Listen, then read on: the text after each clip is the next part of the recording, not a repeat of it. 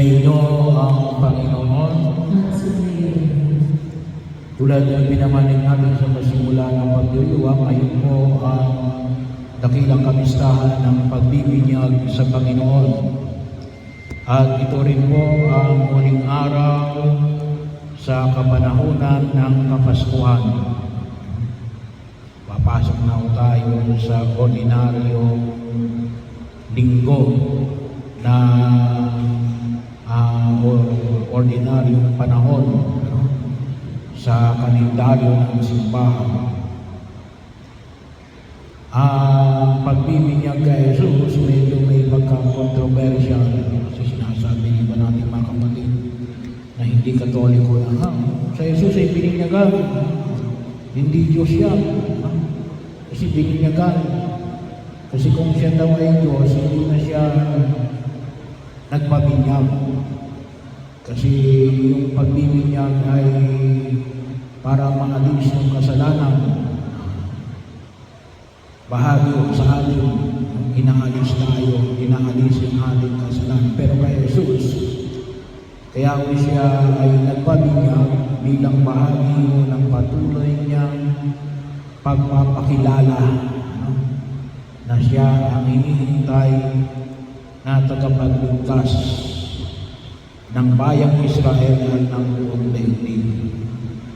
Sa pamagitan ng binyag ni Jesus, hindi para pabanalin sa Jesus ng tubig, ngunit sa pagbibinyag ni Jesus, pinabanal niya ang tubig.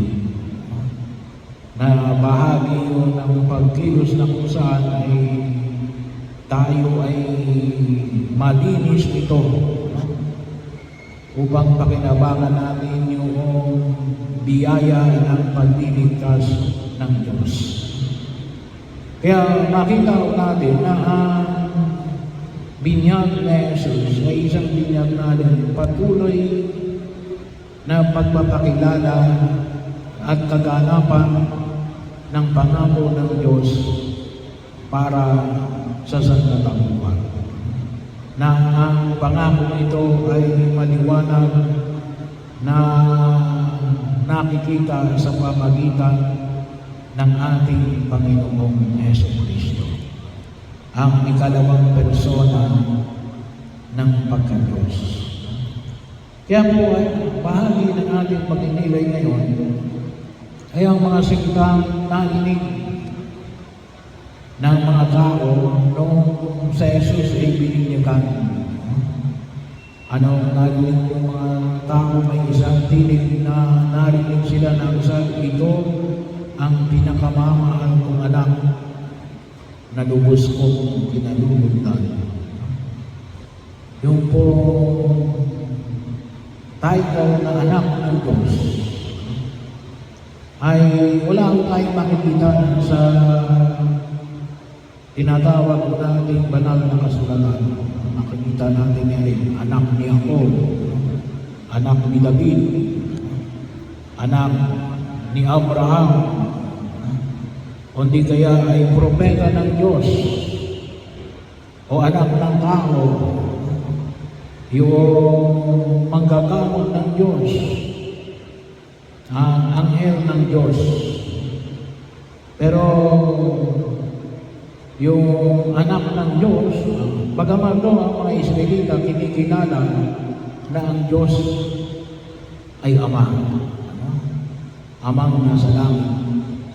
Pero wala ko kayong makikita na titulo kapag kayo magbabasa ng banal na kasulatan sa lumang tipan ng anak ng Diyos.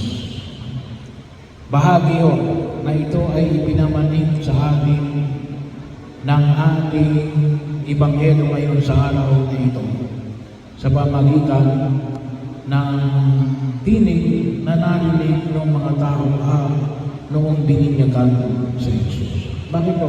Kasi para po sa mga Hudyo, kapag sinabi yung anak ng Diyos, ay kung tawagin natin ito ay blasphemous. Para iniinsulto ang Diyos. Kaya bahagi ko na nais na ipakilala ng Diyos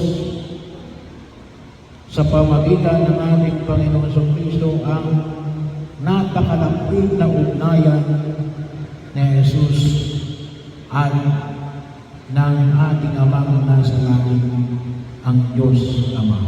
Bagaman yun ay bahagi na po ng tinatawag natin ikalawang persona ng pagka-Diyos.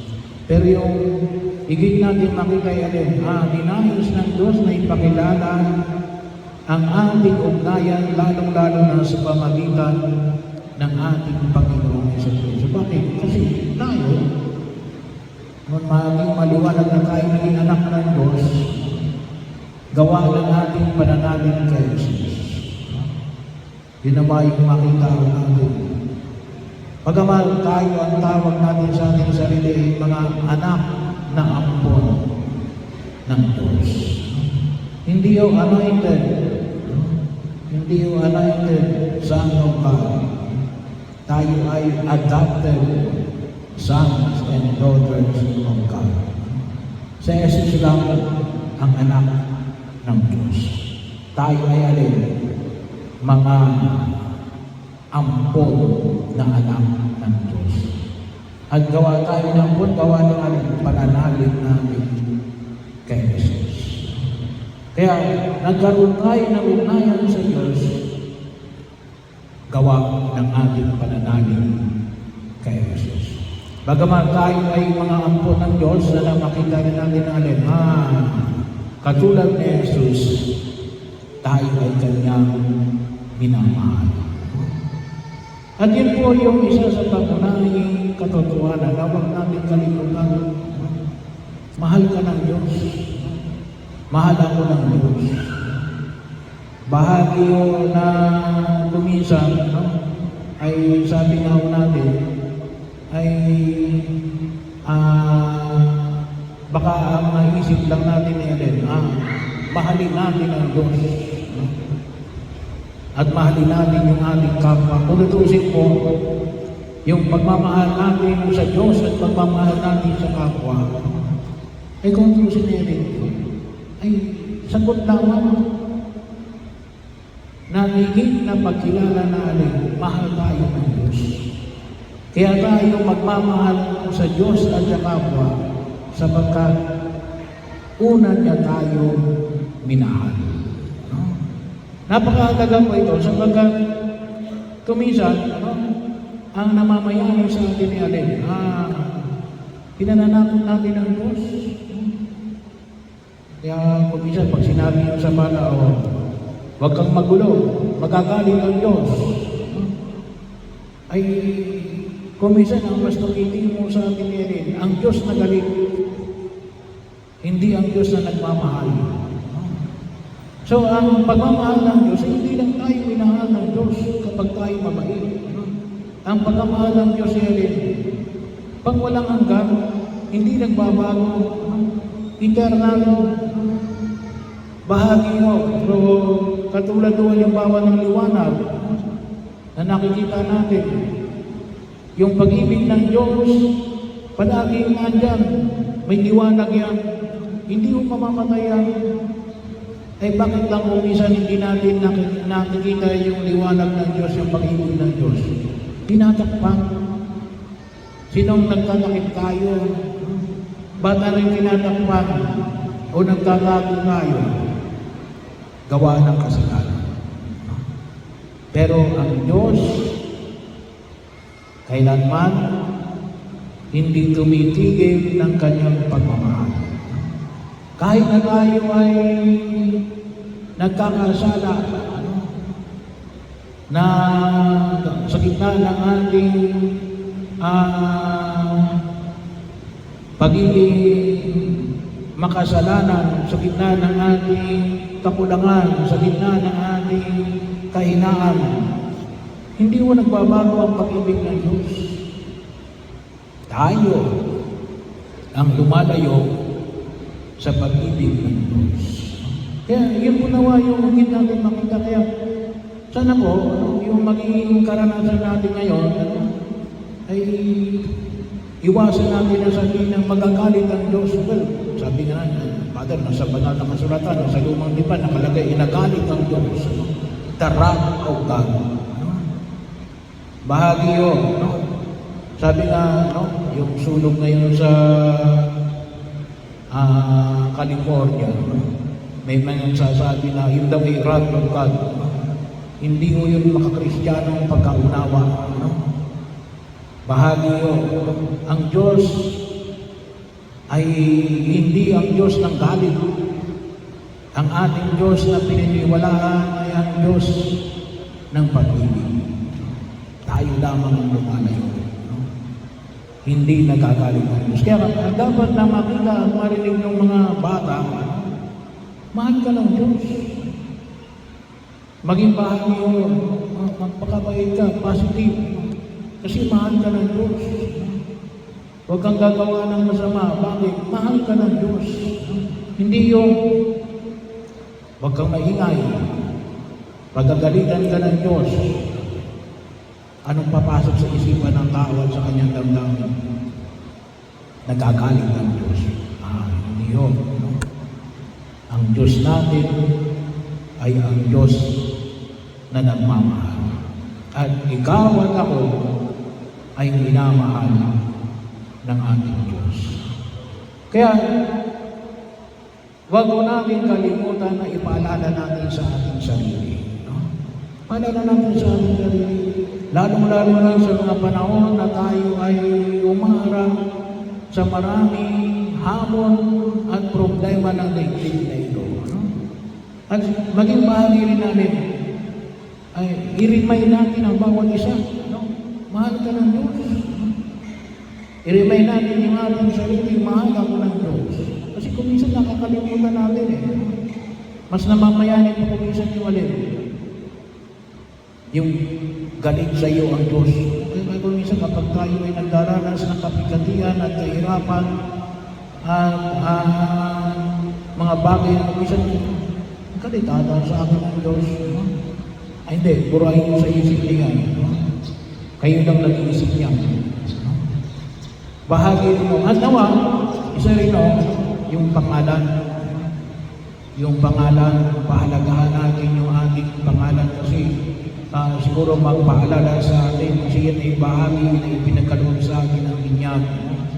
Magpaalala sa atin sa bawat pangalan. Alala ko tuloy, kahapon kasi ay yung pagkatapos ng misa sa Galana, kahit na mahirap ang daan papuntang Galana, ay nagpupunta tayo roon.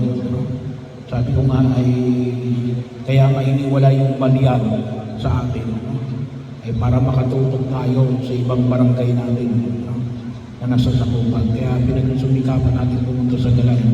Sa Galana kasi kapag may misa ay palagi nagpapamerienda doon. Pero nung kahapon, sabi ko, bakit ang daming handa? Father, birthday ko kasi nung anak ko. Kinaikwento na, alam mo, Father, yung anak ko, nabinyagan pa yan, 7 years old. Hindi kagad bininyagan ng pare. Bakit? Kasi gawa ng pangalan. Ay ano naman ang pangalan na yung binigay mo hindi binyagan ng pare?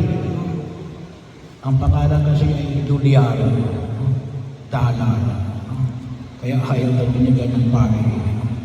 So, bahagi yun. Sabi ko, mabuting Dulyar yan. Baka mamaya may magpabinyag sa inyo, ang pangalan ay Piso. So, pero yung sabihin, naalala ko rin ng tuloy. Ako may second name. Kasi ayaw ako na ang pangalan ko noon sa mas matanda ang ako. Kasi Jesse, ayaw ng pare. Masyado daw modern. Dapat talaga ang pangalan ko Jesus. Ang tatay ko kasi Jesus. Kaya lang, alam naman natin, sabi ng iba, baka minumura ako, minumura rin si Jesus. Kaya binigay pangalan ng Jesse. Pero ayaw ng Jesse. Masyado daw modern at may pagka-unisex. Kaya may second name mo ako. Hindi ko na nasabihin yung second name ito. Ginagamit ko kasi password yun . So, pero po ako po may second name sa baptismal certificate ko. No? Pero sa birth certificate, isa lang mo yung pangalan ko. No? Jesse. No? At maging bahagi yun. Pero ano man ang pangalan natin, no? Sana kapag naririnig natin yung pangalan natin, no? Masabi natin, yung pangalan natin ay maging tanda natin, mahal ako ng Diyos. No? Bahagi yun. Kaya pwede rin natin magiging yung ating pangalan. Maging ano man yung pangalan mo. No? Maging Golyar man yan. No? Huwag natin kalimutan natin na isang pangunahing katotohanan ay mahal tayo ng Diyos mula nung tayo ay tumanggap ng sakramento ng binyag. At nawa, siyang magiging lakas natin na harapin ang hamon ng daigdig na ito sapagkat katulad ni Jesus, tayo rin ay kinalulugdan